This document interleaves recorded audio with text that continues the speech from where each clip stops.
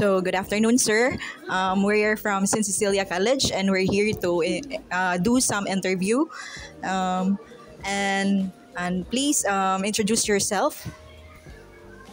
I'm Orlando Latayada, public teacher in Niagan Elementary School, and I'm handling grade 4 now. Okay, thank you, sir. So, here's your first question. How long have you been teaching, and what inspired you to become a teacher? I've been teaching for more than 25 years. Then, before I became a teacher, what inspired me, maybe I can say this, that I can, what I have observed with the work of the teachers, especially I have a sister who is also a teacher. Then I found her very kanang enjoy kay siya, no? Oh, then bisag kapoy ang trabaho pero enjoy kay siya niya. She shared very many stories about teaching sa iyang kanang fulfillment and satisfaction.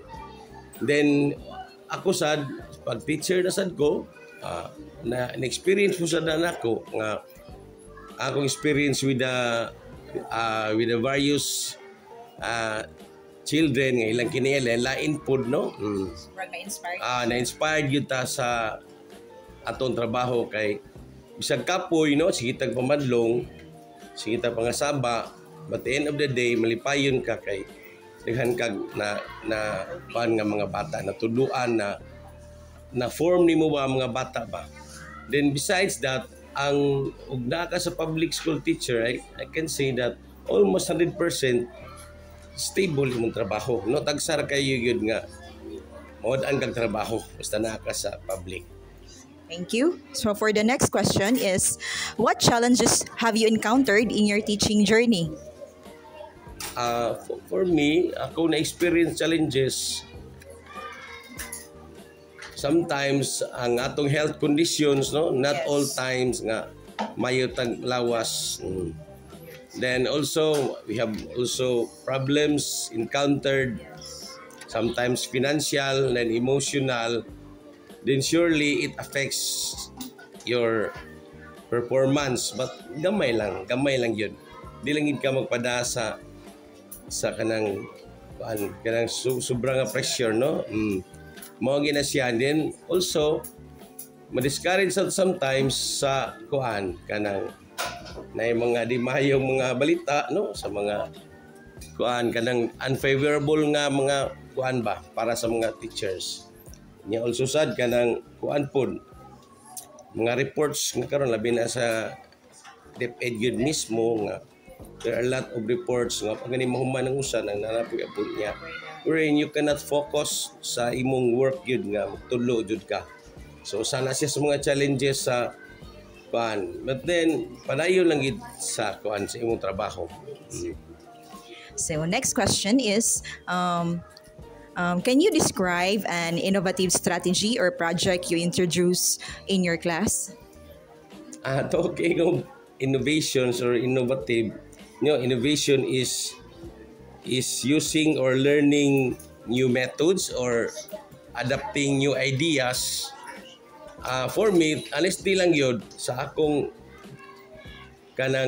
pagtudlo. Usually I I stay on my comfort zone gyud sa pag-perform nako sa ako ang lessons. But sometimes mo-adapt sa tag innovations, no? Like technological innovations, no? Mo-adapt ta og mga videos nga magamit gyud nimo sa imong trabaho, no? Dili no tanang subjects, no? Ako sa math nako mao gini ako ang akong focus diri sa grade 4 ko kay mao ni ako ang sa among team teaching math man ko. wala na kayo kumugamit ana nga mga inana nga mga videos ana. But then ubang subject siguro like araling panlipunan, GMRC, no? Sometimes mo gamit jud ko ana mga innovations, mga videos nga applicable jud kaayo sa mga bata, no? And next, sir, is what inspired that innovation? Kung magagamit kong innovation sometimes kanang akong tanahon ang output yun mismo ba, no, sa mga bata, no, sa ilang nahimo, sa ilang nakatunan, niya kuan usahay sad kuan pod mo discourage pud ka, no, but at least ang innovations nga imong gi-adapt naagi nahimo, no. Yeah, sometimes magamit gamay ra imong trabaho pod. Okay. Lesser. Then next is what risks or challenges did you face when implementing it? Challenges like gamit tag videos, losing your internet, weak internet connection man ba. Unya sometimes for the materials in the video, no, use in the video nang wala ka bitaw, dili available bitaw mo na maglisod ka, pero the point is at least ang imong objectives imong yung panikamutan nga makuha ang imong objectives. So how did your student or school benefit from it? Benefits, ma'am, like ang bata mismo, when you kanang give them assignment, they can sometimes they use it technologies na. Di sila magsalig na to, no? Sometimes di wala pa ka maka-introduce sa lessons, at least you give kanang advanced nga assignment, they use the technology sana at that point makaingon ka nga nakabenepisyo gyud ang bata kay at the same kuan nga bata ganahan sila og computer pud sad, no, engaging pud ang lessons. And in what ways do you think being a teacher is similar to being an entrepreneur? Entrepreneur, no, is like you're doing business, then you're earning something, no, profit, no. Yes. Among yun, ang teacher yun mismo is like a businessman, no, or entrepreneur. Kay kuan yun kanang nabaligya siya og learning, no. Iyang gibaligya ang learning, then ang ginansya dito sa bata kung makita niya ang output, no, ang nakatunan sa bata. So mo na siya klaro kay mura gitag nagkuan yun, nagnegosyo ning atong trabaho sa kuan teaching. Okay. How do you create or value for your students, school, or community through your teaching? So value, talking of value, ma'am, kay the principle of value is caught, not taught, di ba? Although we teach values, but ang bugat yun, impact, no? Nga ang values kay imong ipakita nila, no? Ang values imong ipakita nila kay mo nilang makatunan, no? Like kana example ani kana bitaw imong pangasab-an sila niya dayon. Muli sila nga kanang sakit ana murag hatred nila or kanang hadlok sila, that's bad news. And then laino nang that is bad news.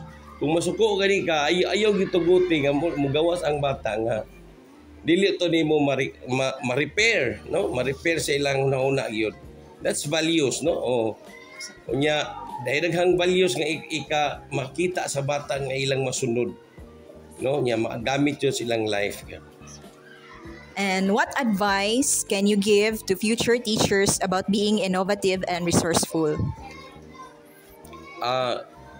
For the future, so maabot ka mga maestra siguro, no, educators, kaya ang atog yung kanang unhan nga trabaho ani is sa mga bata man gyud, no. So kuan yun, kinahanglan ready yun ta, like this kuan, kining academic bitaw nga aspect. No? Kung unsay imuhang iklase anan, dapat in the morning, hibaw gyud ka at saon nimo, no? Dapat hibaw gyud ka. Oh. The important thing is kanang mamaster yun nimo imuhang kuan, imong lesson, no? Mao gina siya ikuan yun. Then if in case nga naapag kay something nga kinahanglan pag yun, kana gamito nimo imong pagka-resourcefulness. Daghan kayo libro karon di na ta maglisod karon. So mao gina importante yun karon nga muatubang ka sa mga bata. Muatubang ka sa mga bata, at least hibaw gyud ka. No, hibaw gyud ka sa imuhang dulngan sa imong klase, no? So last question, sir, is how do your moral or faith-based values influence your innovation as a teacher? Yes, ma'am. Kining moral and faith, ma'am, values, kinahanglan yun ato gini siyang gabito, no? Ato gini siyang i-apply, ato gini siyang hunanaon ba nga kinahanglan practice gyud, no? Practice gyud nga maka-influence ka ba, no? You i-practice gyud nimo sa imong self gyud ang imong kuan, ang imong values, no? Then in that way maka-influence ka, no, sa mga bata, sa uban pa diha. So mao na siya ay application, ma'am, in terms of moral, ma'am, sa values. Thank you so much, sir, sa imuhang pag-allow us nga i-interview ka na mo. And have a good day, sir. Salamat, sir, ma'am. A teacher's innovation reflects entrepreneurial mindset by actively identifying learning gaps, testing new methods, and refining approaches based on feedback, thereby creating value for students beyond traditional instruction. This mindset emphasizes opportunity recognition, resourceful execution, and iterative improvement to enhance student outcomes, while the teaching as a service vocation centers on responsiveness, equity, and sustaining learning for all learners. In practice, innovations become service-driven when they are aligned with clear learning goals, scalable, and oriented toward students' long-term growth and well-being. If you share details of your specific innovation, it's possible to map each aspect precisely to entrepreneurial traits and the service-oriented mission of teaching. In essence, when teachers innovate with purpose, they do more than improving lessons. They create learning experiences that empower, elevate, and transform learners.